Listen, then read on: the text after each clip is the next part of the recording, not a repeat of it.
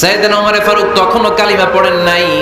তিনি বিশাল একটা নাঙ্গা তলোয়ার নিয়ে বিশ্বনবীকে আক্রমণ করার জন্য যখন দারুল আরকামের ঘরের দিকে ছুটে আসছেন, সাহাবারা বলতে শুরু করলো, নবী আপনি ওই দরজা দিয়ে তাড়াতাড়ি মুহূর্তেই পালিয়ে যান, ওমরে ফারুক তলোয়ার নিয়ে আপনার সামনে চলে এলে রক্ষা নাই।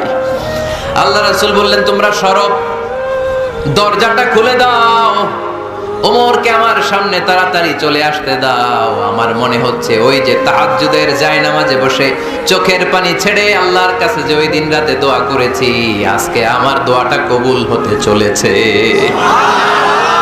আমার তো মনে হচ্ছে আমার দোয়াটা কবুল হতে চলেছে, সরে যাও। হামজা ইবনে আব্দুল মুত্তালিব চাচারে সরাই দিলেন। সাইয়েদনা ওমর ফারুক তলোয়ার নিয়ে এসে বিশ্বনবীর নূরানি চেহারার দিকে তাকিয়ে মুহূর্তেই কুপকাত হয়ে গেলেন।